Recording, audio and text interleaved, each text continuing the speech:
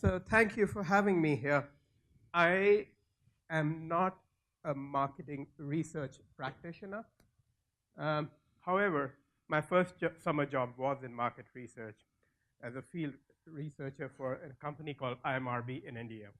So I always hold some fond memories of that. Um, when I was asked to come in and talk about at Qual 360, um, I was like, okay, what do I want to talk about? And something that sparked in me was the journey that our company had undertaken over the last 18 to 24 months to see how we could get more real time in our insights and our actions. And as I started to put that pen to paper, this is how I kind of started to club it. Again, these are not industry terms, these are how I look at them. And again, you will probably cluster them in a slightly different way. So, I'm calling this whispers, signals, and trends. And what I've tried to do is put some sort of framework that we follow in Intel. And I'm hoping that it will help you and some of your clients form up their own structures as we get into this hyper converging and super fast world. So, let me start by talking a little bit about my company. So, this is what we do. Many of you may have heard of us, but this is how we operate. This is our ecosystem, and these are our boundary conditions. We actually build a new fab every 5 years.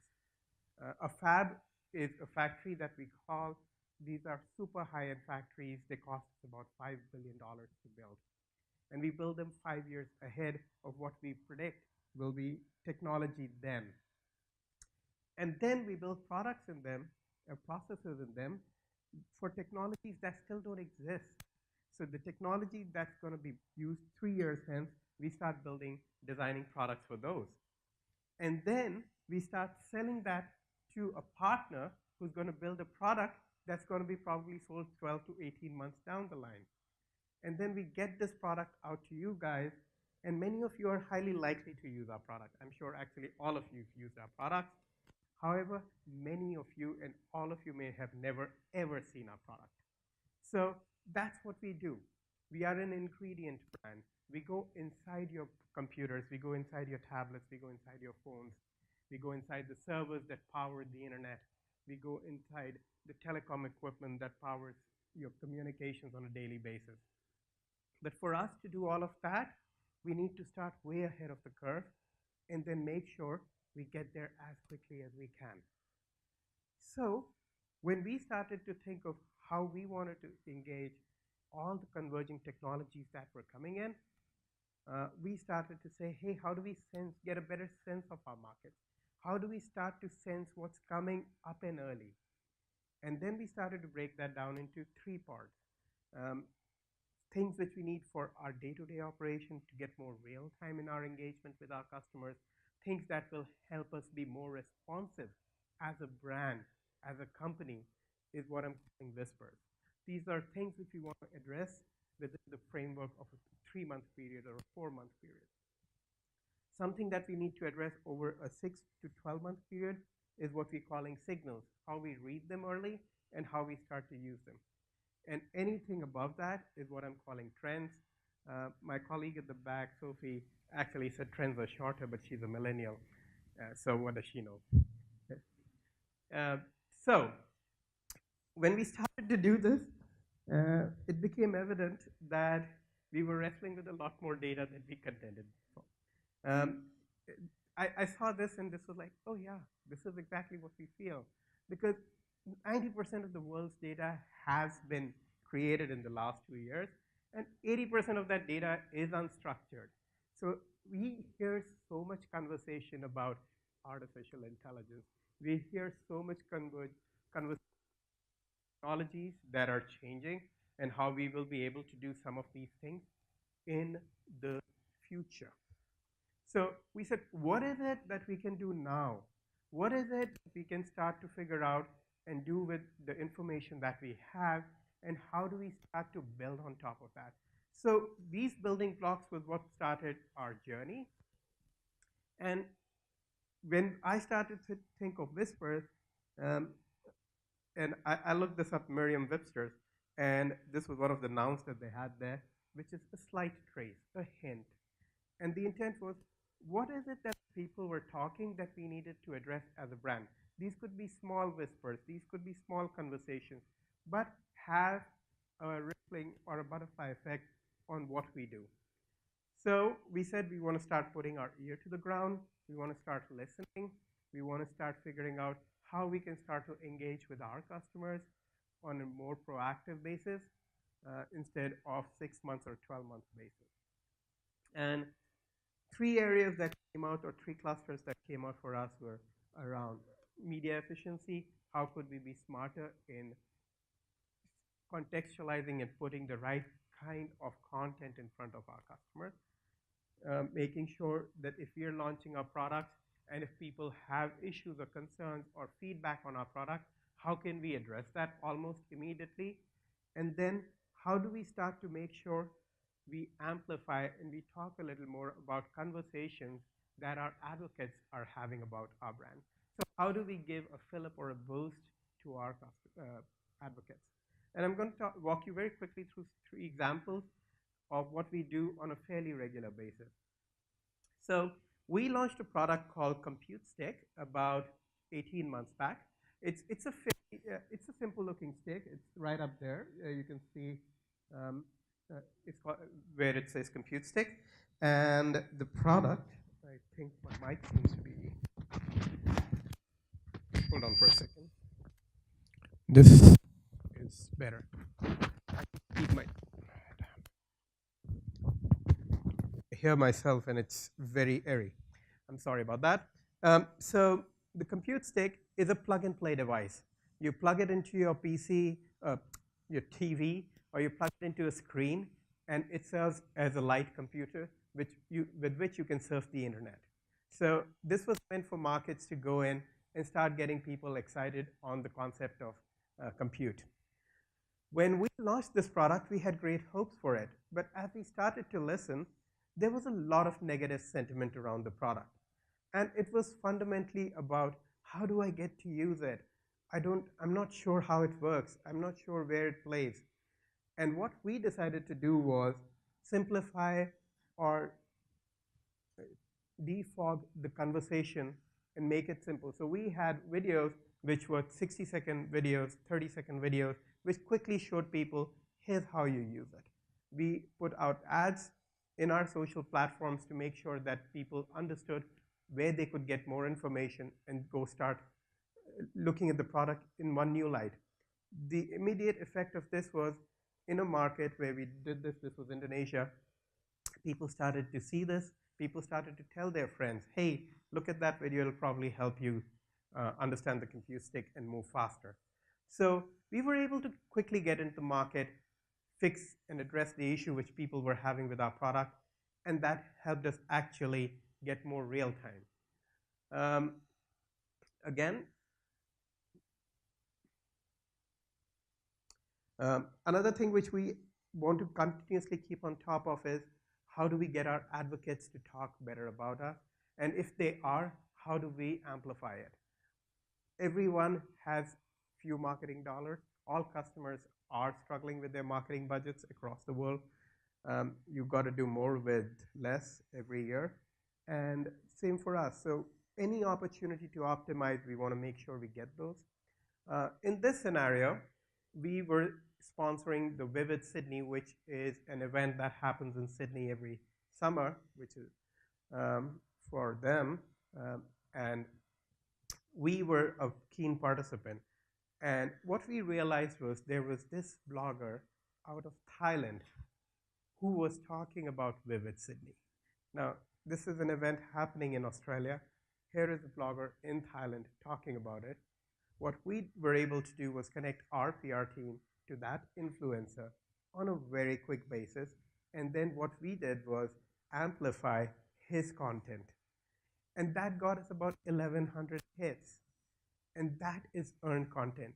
That just helped us amplify our story through neutral means with advocates who are passionate about our brand, builds on our brand's authenticity, gets us more real time, saves us money. he's happy because he suddenly got amplification from Intel.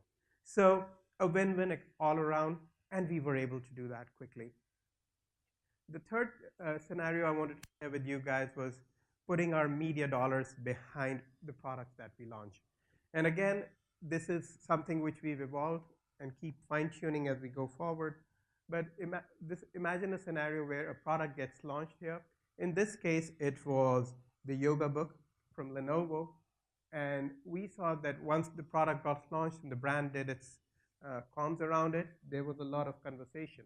And it was a lot of good conversation. And we said, as we started to track the brand conversations going down, what can we do to amplify it? So we again did social posts, we created our content, we went out there and engaged with the audience again with the conversations that the customers were having. So again, taking neutral customer voices back to customers, engaging with them, and getting that message out. Again, more authentic, more engaging, gets the customer exactly what they want to hear. So instead of changing our customers' journey, instead of changing how they think, we are trying to get permission and engage with them in a meaningful way that they would actually be interested in. So some of this goes well in our philosophy of how we want to engage with our customers, be more proactive and engage. Now imagine this scenario. As we start to have things like chatbots and AI, these will become even faster. The scenario about the product, uh, we had to go dig. We had to go in and find that people were unhappy. And that took us 10, 15, 20 days. Imagine where we have chatbots and people come in and start talking to our bots about the difficulties that they are facing with their product. Our reaction times will increase manyfold. So that's the next step we are embarking on. Unfortunately, I don't have a fully baked case on that yet, but that's where we see it going. If people come back and respond more quickly, the conversations that we are having on bots, we can turn those faster into our responses. So just to give you a sense of what whispers were for us, um, in terms of taking that to the next level and saying, hey, what are the bigger trends? What are the big signals we are seeing? And what will be the things that will be important to our customers was what we started to look for a 12, 18 months period. And we said, let's start listening to the things that are important to our customers and let's start engaging. So from our perspective, being able to hyper-contextualize or hyper-target our customers is important. And if we can get to a level of personalization, which makes it a meaningful experience for that individual or that company, is where we are seeking to go. We definitely want to get and keep a sense of how our brand is tracking and what's the sentiment around our brand.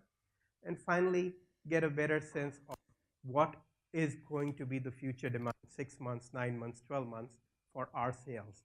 What are the people looking to buy? What are the people thinking about? Now, in the consumer cycle, typically for a computer, personal devices like that, the cycle is anywhere between 3 to 6 months. But if you're looking to buy infrastructure for your organization, if you're looking to build a system or a solution for your company, the cycle is usually longer. And you start to plan for those things 6, 10, 12 months in advance. You start to think of possible solutions 18 months in advance. So this actually helps us figure out, from a B2B perspective, a far better signal of what we could be seeing growth happen, or areas where we would see growth happen 6 to 12 to 18 months in advance. So what I want to do is talk about a very specific case. And this was a case where we were trying to demystify the FSI segment for us, so financial services and fintech. And for us, it became clear that we wanted to understand what they were talking about. So first, we wanted to monitor their conversations. The top 3 topics that came out were regulatory reporting, anti-money laundering, and real-time fraud. So those were the 3 big conversations that they were having. They were having this because there were regulations changing in EMEA and the US, and they wanted to make sure they were ahead of that curve. And this was, again, becoming incredibly important in Singapore, in Australia, and in India. So we clearly figured out that these three conversations were garnering a lot more sentiment and conversation than the other four topics. And then we said, who are the brands they're listening to? So when they go in and talk, who are the brands they're engaging with? And the brands that they were engaging with were not Intel. So if this is Intel, the purple, the greenish thing, yeah, clearly I'm not good with colors, stuck to black. So this is where Intel was big at. But every conversation that was future-oriented, Intel was doing fairly poor. And we said, okay, now we know where we need to be headed and how little the conversation Intel is participating in, or people that we want to be talking to are participating in. And that told us who we wanted to target. So as we sifted through the data, it told us, hey, blockchain is one thing you want to talk because it's the fundamental and core technology that would talk to real-time fraud detection, anti-money laundering, regulatory concerns that people have. And the second is P2P payments. That's, again, the big theme. Again, what it told us was, if we've talked to these 5 accounts, Visa, MasterCard, Amex, Paytm, and Capital One, we could possibly be talking to the most important influencers. And what it also told us was that if we talked about thought leadership, partners in ecosystem, infrastructure, and implementation, we could actually engage with them far better. Now imagine, armed with this information, our marketing team and our sales team are able to go in there and have far better connects. So that's how we were looking to turn some of these signals into something that can help our sales team and our marketing teams engage better. Okay, and the final bit is about trends, and this is how we start to build our long-term plannings. Remember those 5 billion fabs? This is how we start to think about it. So what we do is something called a strategic evaluation grid, and what we look at is how important it is for our company. So this is a disaster if we don't hit it, and this is fantastic if we get it. Again, will this thing happen again and again, or will this happen rarely? And if it's happening rarely, this is where we see our opportunity, one-time opportunity to hit it. We need to get into AI, and we need to win. We need to be in the cloud and data center, but if we miss one stream, we'll probably get another. Similarly, IoT is still in a nascent stage. We don't know how big it will be. So we evaluate all opportunities like this, and based on this, we use our MIS systems, our market research, and our market intelligence, so primary, secondary, and all of our MIS to start putting into our marketing sensing data lake. That is where our data scientists start to build out 3 projected trends, one around defining and tracking the markets, one around monitoring the shifts that we see happening in our markets, and finally, helping us build our long-range planning. I'm running out of time, so my last foil, which is 4 insights. Build a model that works for your company. You need to figure out what your business needs are and how you want to address that. Technology is offering us a lot of new tools and options. Let's make sure that you use them and make sure you're staying ahead of the curve. That said, the caveat on this one is you have the ability to work with real-time data, but it is a double-edged sword. Make sure you are responding, not reacting, because sometimes if you sit on data, you are able to respond better rather than react. I had a case, but I'm not going to talk about that. And finally, it will always be a trade-off. So from my perspective, I have to trade off between time, resources, and the response we want to get. And as long as you can do those 3 and manage that effectively and triangulate that, you'll be in a good place. Thank you very much. I'm Ajay Mohan.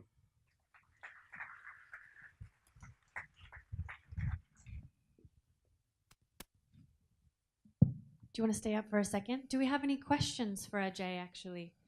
Oh. There must be some, because I did an icebreaker, so I know your brains are working. Well, I'll ask one to get started, give you a minute to think of the brilliant question that I know is brewing.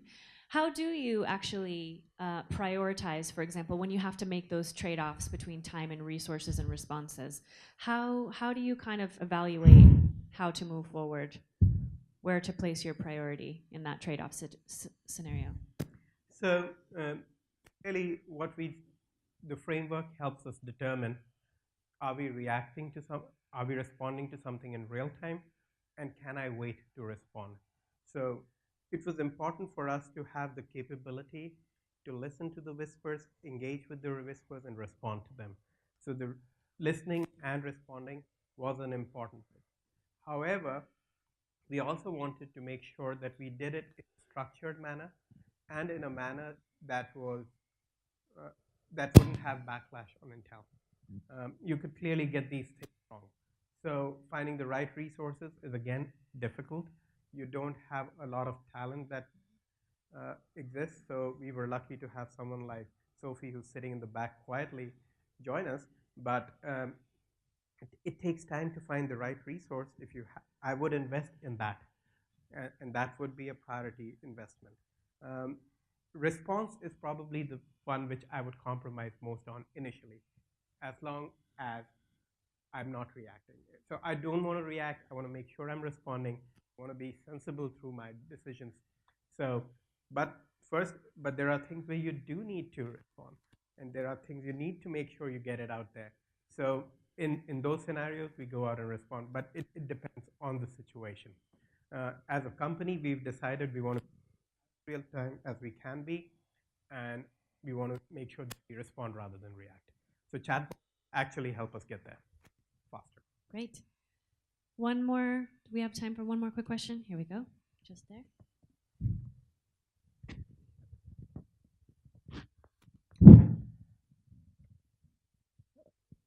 Bauro from Mondelez International. My question is on the how do you could you please elaborate a little how do you collect real-time data and structure them? Because as you mentioned, 80% of the data is unstructured. Right.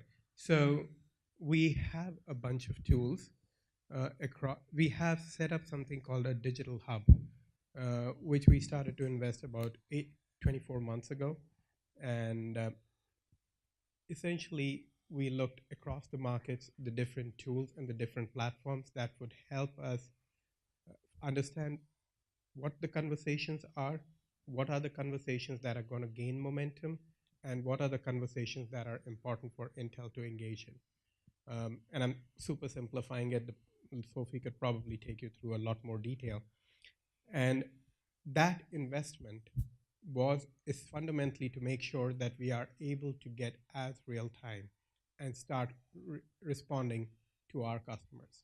So we started with that intent. The intent was first just to listen and respond. Over a period of time, we've been fine-tuning this model to where you see it today.